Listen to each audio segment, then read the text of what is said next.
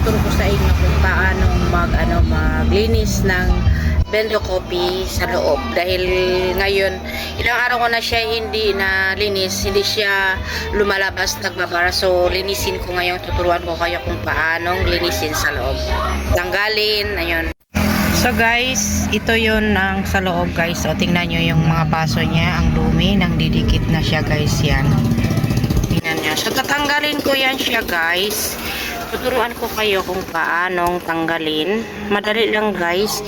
Ito, hihilahin mo lang siya. Tapos yan, hihilahin lang din yan. Isa-isa, yan.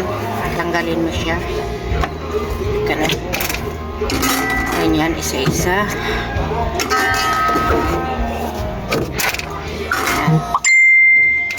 Yan guys. So, hugasan na natin guys. Sasabunan natin para matanggal yung sa loob niya guys.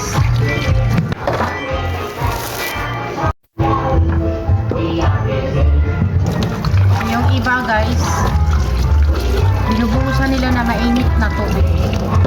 Pero ito kasi hindi naman ito masyadong makapal yung ano niya kasi ilang araw ko lang hindi siya nahugasan. Kaya yun. Ito, hugasan natin isa-isa. Sasabunan natin lahat. Yan. Tapos saka siya banlawan na natin lahat guys. Sinabo na natin, tapos para i-dry natin. Kuha lang tayo na malinis na basahan, tapos i-dry natin bago ilagay doon lahat. Sasabon ko lang ito guys, sabunan ko lang siya para matanggal yung nakadikit siya dyan. Yan, sambulan natin. So ngayon guys, tingnan nyo yung loob guys, malinis na siya, napunasan ko na lahat dyan. Ngayon, ituturo ko naman sa inyo kung paano naibalik yung kinuha natin kanina dyan. Ito guys, yan ang ituturo ko sa inyo kung paano ito ilalagay. So, ilagay mo lang ito dito sa butas niya. Ganon. Ganon. Tapos ito, ilagay lang siya ganon. Pabalik din ulit. Ganon. Ganyan, isa-isahin mo. Tapos yan, ganon mo lang siya.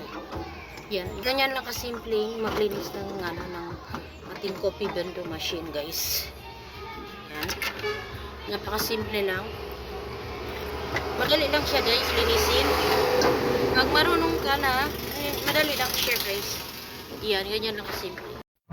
So, hugasan na natin guys, sasabunan natin para matanggal yung sa loob niya guys.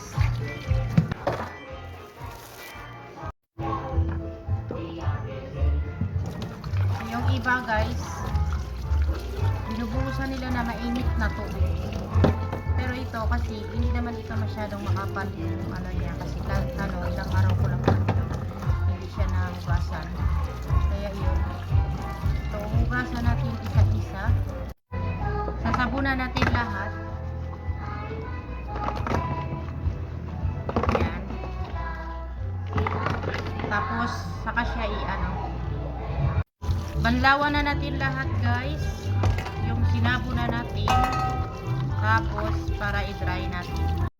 Kuha lang tayo na malinis na basahan. Tapos i-dry natin bago ilagay doon lahat. Sasabon ko lang ito guys. Sabunan ko lang siya. Para matanggal yung nakadikit siya dyan. Yan, sambulan natin. So ngayon guys, tingnan nyo yung loob guys, malinis na siya, napunasan ko na lahat dyan. Ngayon, ituturo ko naman sa inyo kung paano naibalik yung kinuha natin kanina dyan.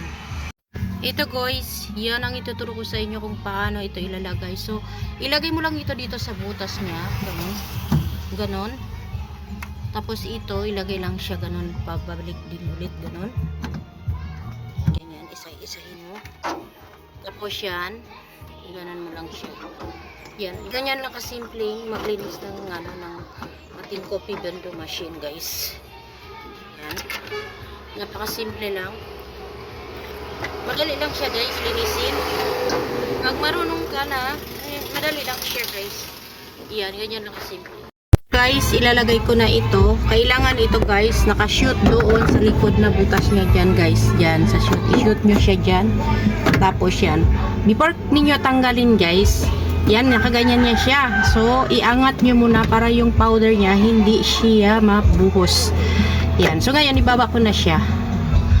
Yan. Tapos, tuloy-tuloy. Ang unang lalagyan nyo yung dito sa gilid. Tapos, dito, uli yung sa gitna guys, ang paglalagay pag naglilinis kayo. Ganun lang yung kasimple guys. So, thank you for watching. Sana nagustuhan nyo ang small short video ko na ito. So, maraming salamat sa inyong lahat sa panonood ng aking short demo kung paano maglinis ng bendo. So guys, kung mahangin siya guys, lahat ng mga butas ng bendo nyo, tatakpan nyo siya para hindi siya papasok yung hangin sa loob. Para yung powder natin hindi magbuo-buo, hindi tumitigas. So, thank you very much. Hanggang dito na lang.